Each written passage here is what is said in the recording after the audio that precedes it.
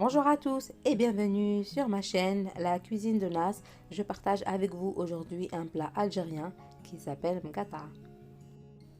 Voici les ingrédients que vous voyez à l'image. Ce plat donc se fait en deux parties. La première est la sauce et la deuxième la pâte. Après avoir mis ma marmite à chauffer, je mets un peu d'huile et je vais venir poser mes morceaux de viande dans la marmite pour les laisser colorer. Là, il y a de l'agneau et du veau, mais ce n'est pas obligatoire, c'est facultatif pour ce plat la viande. Je laisse revenir donc ma viande des deux côtés et en parallèle, je vais hacher mes oignons dans le mini hachoir. J'ajoute les oignons hachés.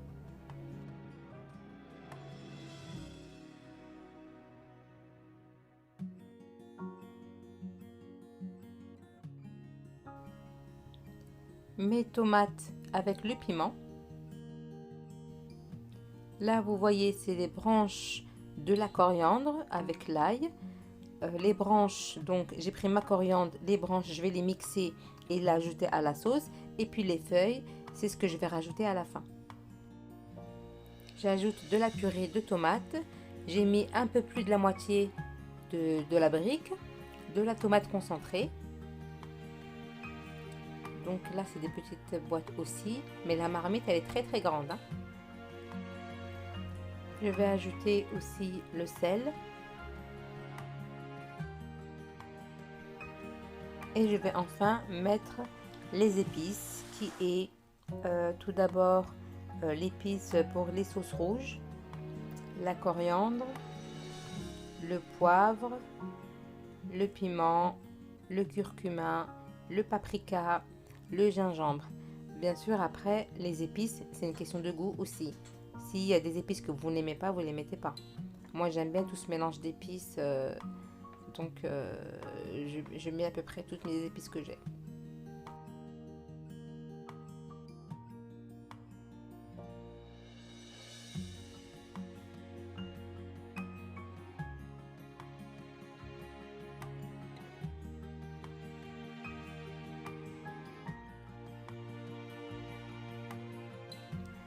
Je vais laisser mijoter pour enlever l'acidité de la tomate. Et voilà l'épice clé pour avoir le piquant. C'est comme vous avez vu sur ma boîte piquant plus plus plus. Donc là, si on veut du piquant, là, ça va pas louper. Hein. C'est très piquant.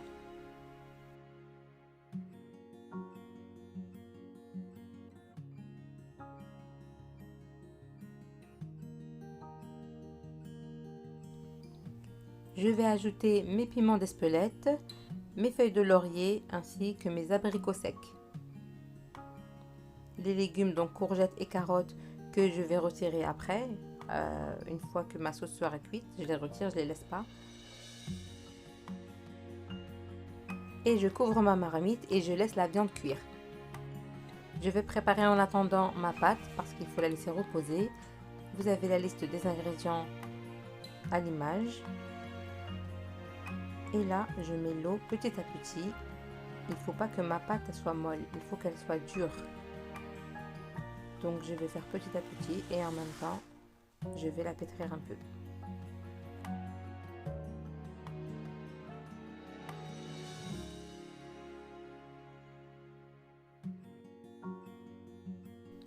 Une fois que ma viande est presque cuite, je vais ajouter les fèves.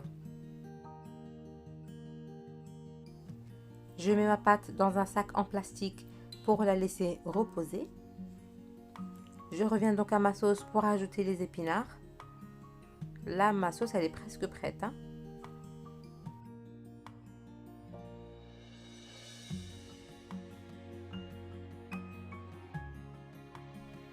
Je récupère ma pâte donc qui a bien reposé.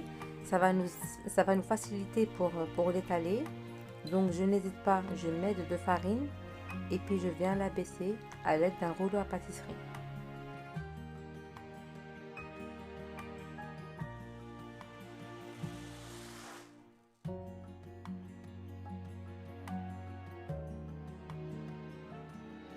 il faut que la pâte soit étalée très très finement parce qu'on va la couper après. Il ne faut pas que ce soit des gros tas.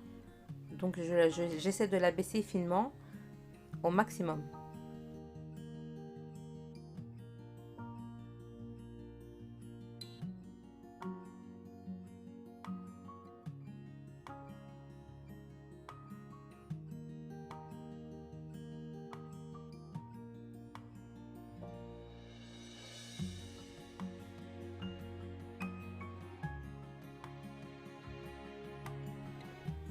Je viens saupoudrer généreusement de farine. Il faut vraiment en mettre beaucoup et venir plier la pâte en deux.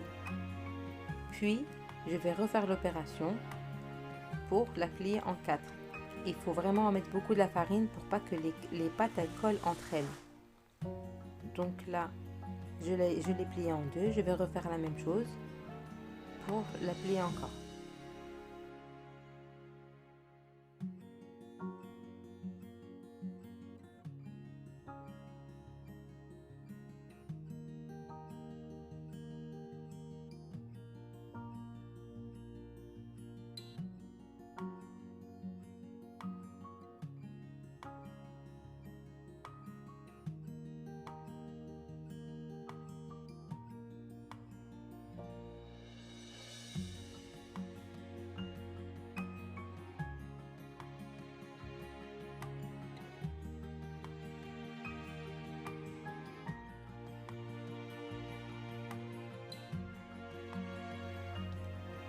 Une fois ma pâte prête, je la coupe en deux. Je vais la mettre de côté, mais par contre, il faut la filmer pour éviter qu'elle ne durcisse. Je vérifie donc qu'il y a bien de la farine entre les deux avant de commencer à couper. S'il y a besoin de rajouter de la farine, on en rajoute. Il n'y a pas de souci.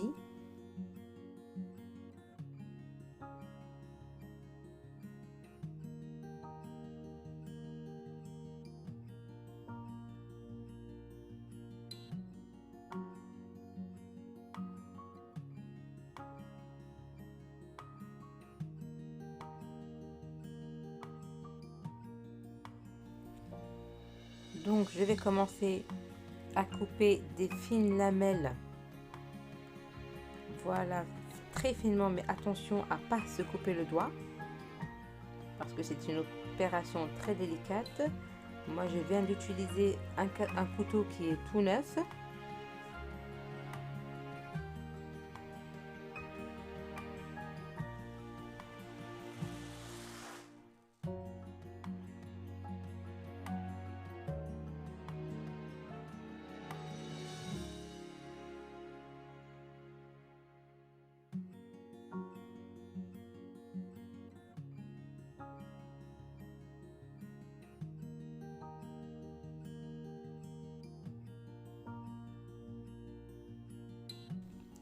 Et voilà, ça n'a pas loupé. Je me suis coupée. Merci Foussen. Mais pour info, Foussen, c'est le jeune homme qui m'a offert un kit de couteau. C'est le meilleur ami de mon fils. Donc, dédicace à Foussen. Merci pour mon doigt.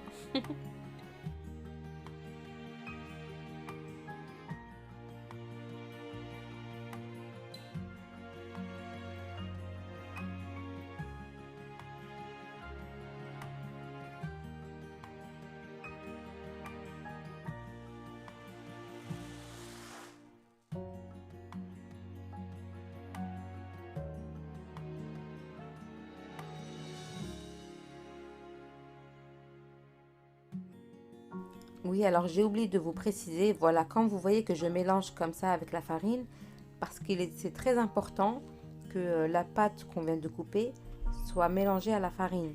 Pourquoi? C'est pour éviter qu'elle ne se colle entre elles et que ça fasse des grosses boules de pâte.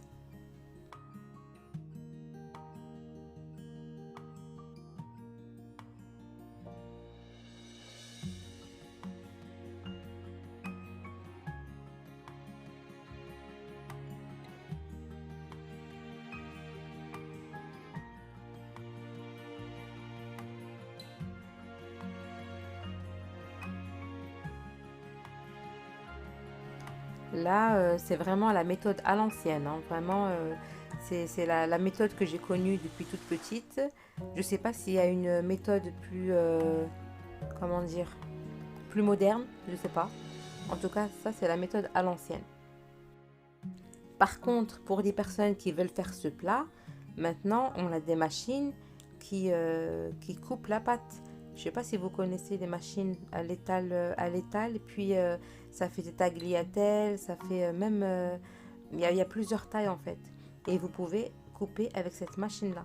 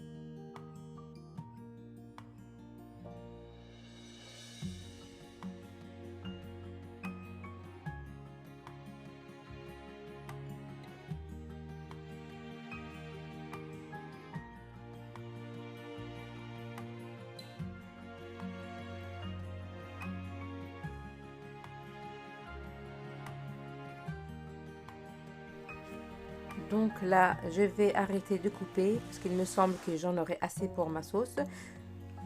Il ne faut pas qu'il y ait plus de pâte que de sauce. Là, je retire donc mes légumes et je vais aussi retirer ma viande que je vais mettre de côté.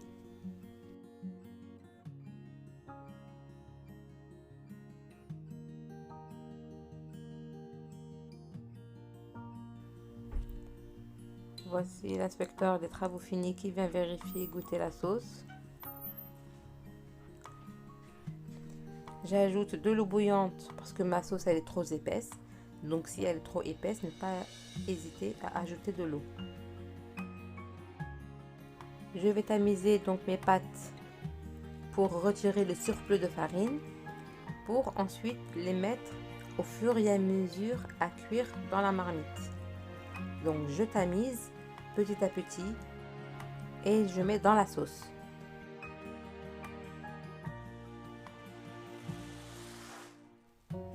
Donc à chaque fois que je vais mettre un peu de pâte, il faut mélanger à chaque fois pour pas qu'elle se colle entre elles.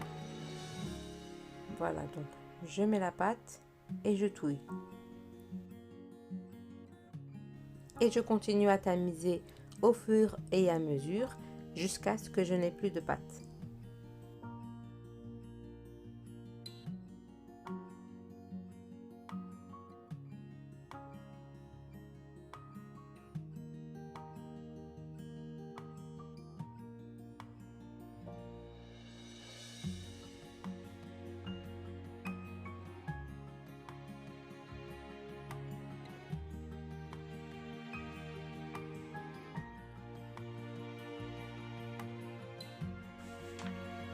Mon plat est presque prêt, donc je vais enlever un peu de sauce pour ajouter donc la touche finale. Après avoir éteint le feu, je vais rajouter le mélange que vous voyez là. J'ajoute donc de l'épice pour sauce rouge. Je vais mettre aussi dans ce mélange là l'ail râpé et un peu de coriandre.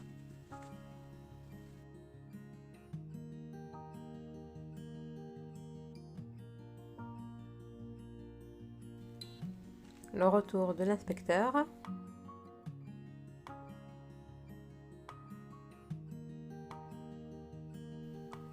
Donc là, c'est bon, mes pâtes sont cuites. J'éteins le gaz et je rajoute le mélange de la fin. Je laisse même pas, juste le temps de touiller et je rajoute la coriandre fraîche. Et là, c'est prêt à servir. Donc ce plat, c'est un plat familial.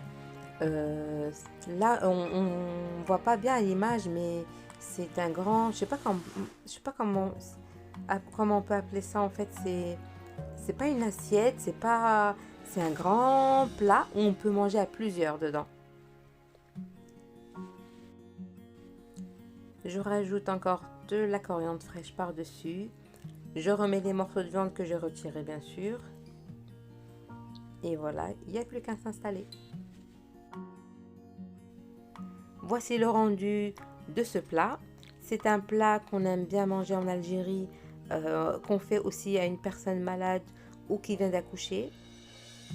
Avec toutes les épices qu'il y a dedans, il paraît que ça peut faire que du bien et ça fait vraiment du bien. J'espère que la vidéo vous aura plu. À bientôt!